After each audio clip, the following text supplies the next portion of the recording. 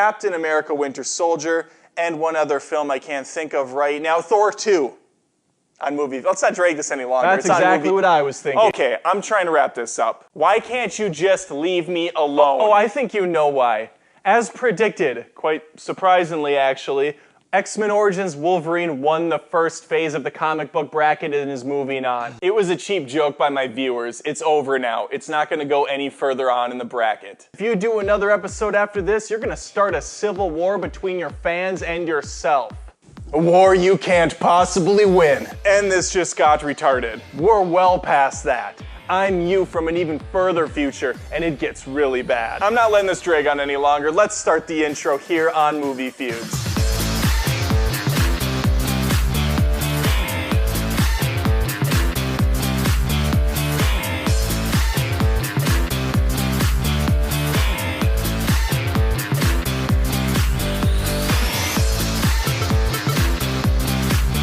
Once again here, the cast is excellent. I'm not going to waste a whole lot of time talking about Iron Man and Thor because I've already spoken my mind about them in prior episodes.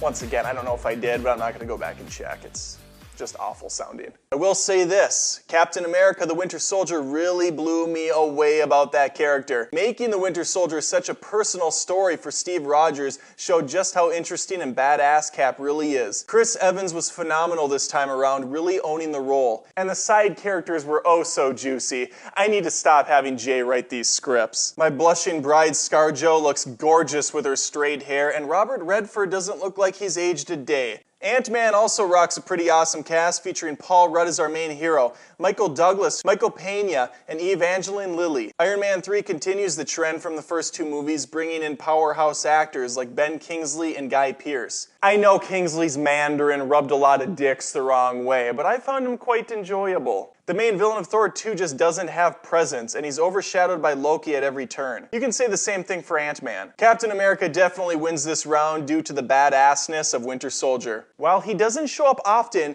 you know he's always there lingering right around the corner, waiting for his chance to strike. He's the Bill Cosby of the MCU.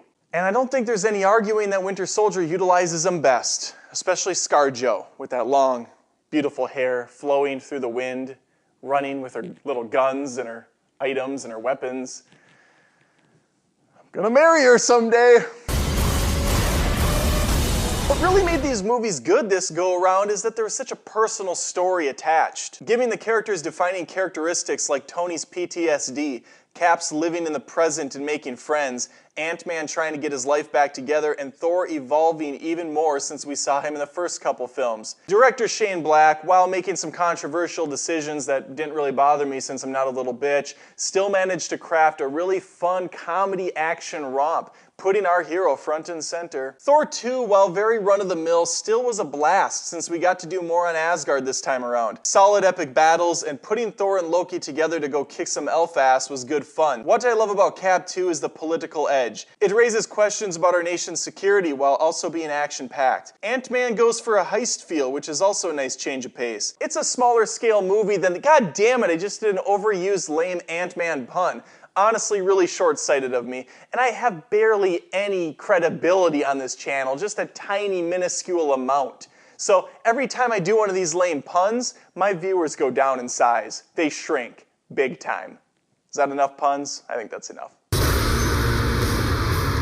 None of the effects are bad this time around. They all look really slick, just like a blockbuster should post-2010. I also enjoyed seeing some practical effects in Winter Soldier. There's plenty of CGI, but there's also a good amount of car chases and fight scenes using the old-fashioned methods. The fights look great, with the brawl between Cap and the Winter Soldier being the big highlight of the flick. All the big moments look excellent across the board, and what I really liked about Iron Man 3 is we got to see Tony Stark kick some ass without his full Iron Man suit. He had to be resourceful, and that's what ultimately proved there is more to this hero than just his suits. The Ant-Man shrinking effect looked really cool, so I hope when Hollywood inevitably remakes Honey, I Shrunk the Kids with an all-female cast for cash-grabbing purposes, they use the same team. Just a lot of creativity this time, blending humor, personality, and sometimes intensity to each sequence. Composer Brian Tyler does the score for Iron Man 3 and Thor 2, and while they sound great in the movie and are grand and epic, they're not going to be remembered like Back to the Future, Superman, Jaws, etc. It doesn't help that in each Captain America movie we get a completely new score. Kinda chaps my ass, really. We can't get a consistent theme here. Practical effects went out for me. It brings me further into the picture with those car chases, the chase sequences on foot,